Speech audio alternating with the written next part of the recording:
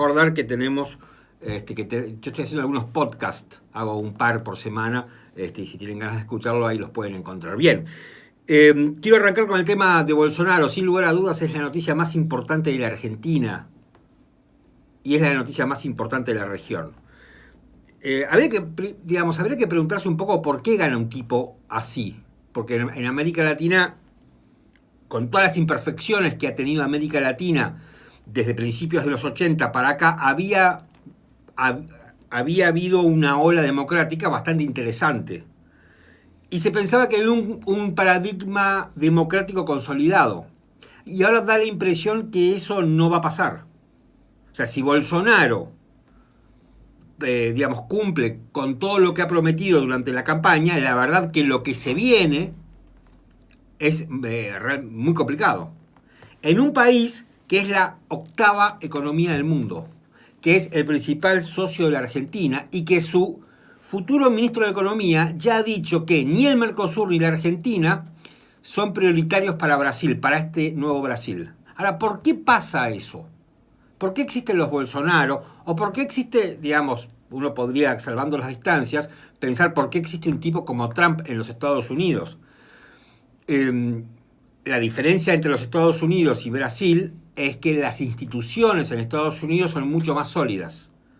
Entonces pueden contener a un tipo que tampoco es tan radicalizado como Bolsonaro. En América Latina, en América, las instituciones no están tan consolidadas como en el mundo anglosajón. Entonces es mucho más peligroso. Y el tipo es mucho más radical. Ahora, ¿por qué pasa esto? Yo creo que pasa porque, la gente acumula grandes decepciones en relación a lo que pasó, al proceso político anterior. Creo que los procesos políticos anteriores fueron abrazados con mucha esperanza y a la esperanza, en base a los resultados, les llegó la decepción. En parte fue lo que pasó con Lula.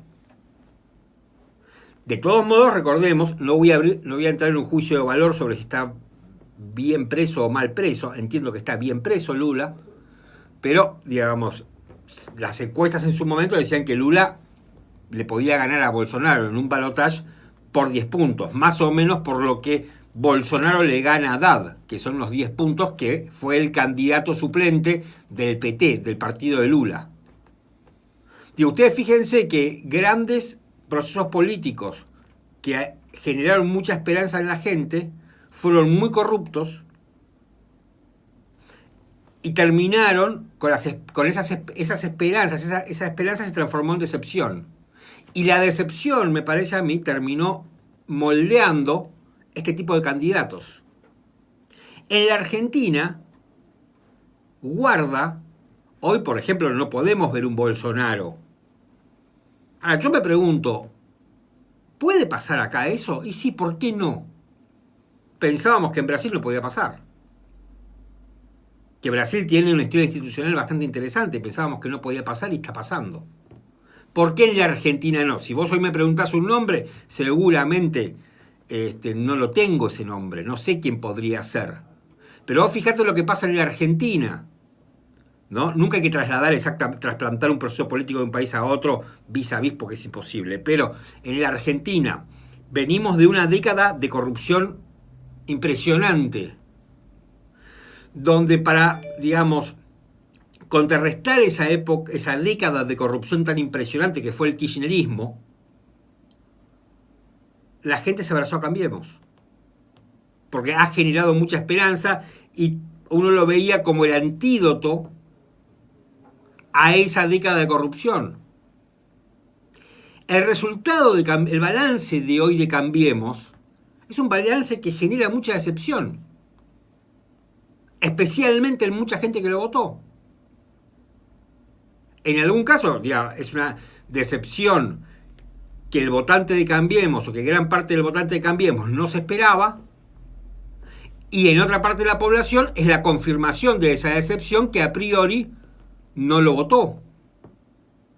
Pero de hecho hoy lo que hay en la Argentina, independiente, en gran parte de la población, es decepción con Cambiemos.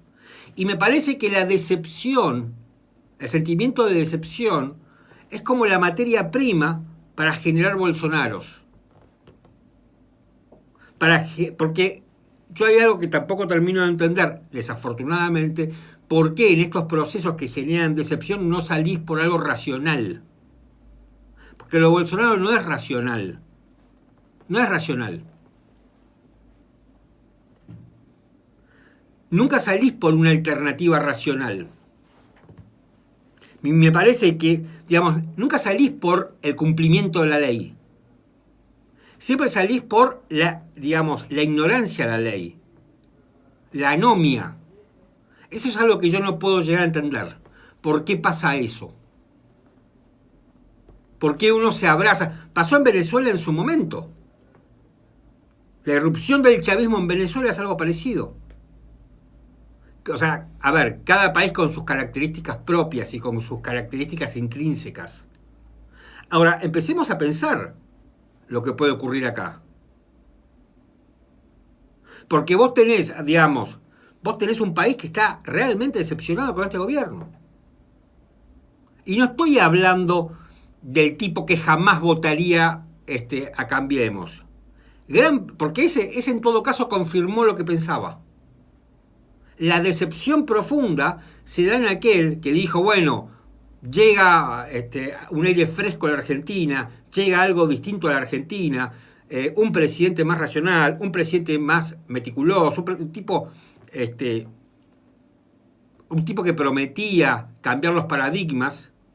No solamente no ha cambiado los paradigmas, ha confirmado los paradigmas, y además lo que él pregonaba de tener el mejor equipo los últimos 50 años, que vos decías, bueno, va a generar soluciones novedosas a los problemas recurrentes de la Argentina, no solo no arregló los problemas de la Argentina, sino que los profundizó, y las soluciones que se están implementando, que aparecen como soluciones, son medidas que en otra época de la Argentina no han generado soluciones, sino que han profundizado los problemas. Esta es la situación en la que estamos.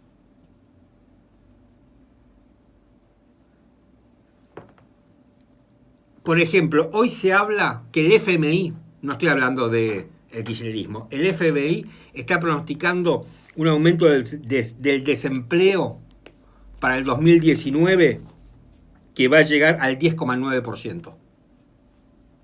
10,9%. Cuando vos ves los números duros del presupuesto, del proyecto de presupuesto,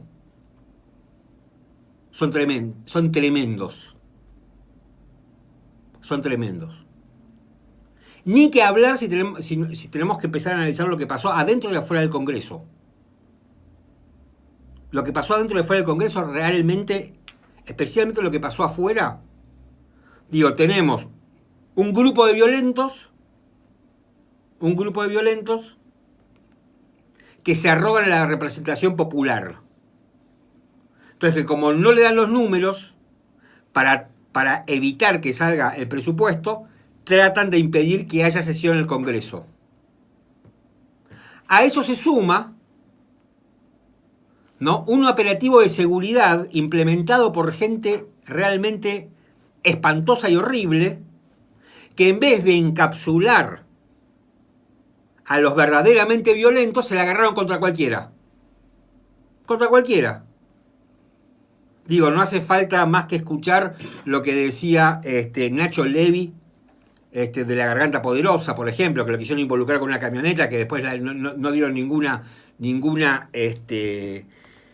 razón de qué pasaba con esa camioneta, que lo detuvieron, que detuvieron a un fotógrafo de Telam, que detuvieron a un turco que el tipo no sabía ni cómo ni por qué pasaba ahí, que era, creo, semiturista. Y los violentos terminan siendo funcionales al gobierno y a ellos mismos. Porque al mismo tiempo ahora desembocamos en la discusión sobre los extranjeros en la Argentina. Y nunca hablamos del presupuesto. Nunca hablamos de lo que hay adentro del presupuesto. No se habló adentro, no se habló afuera. Entonces los que están en contra del gobierno más violentos y el propio gobierno, terminan siendo funcionales entre sí, ¿no? Tienen una relación endogámica, donde nadie permite nada, donde unos no permiten que la principal representación popular, que es el Congreso, en una democracia, tratan de impedir su funcionamiento, y el gobierno, para tapar, porque, a ver, el presupuesto es el fracaso por escrito de Cambiemos. Este presupuesto es el fracaso por escrito de Cambiemos. Es la radiografía de un fracaso. Entonces el gobierno no quiere que se hable. Y los otros no quieren que se trate. Entonces unos tratan de impedir que la democracia funcione y los otros arremeten contra todo. Hacen un disparate. Bueno, esta es la situación en que estamos. Todo esto genera mucha desazón. Todo esto genera mucha incertidumbre. Todo esto genera indignación y genera angustia. Y desafortunadamente lo que estamos viendo, que todo esto la gente lo termina resolviendo por una salida equivocada, que creo que es lo que pasó en Brasil. Y guarda que no pase acá. Guarda que no pase acá.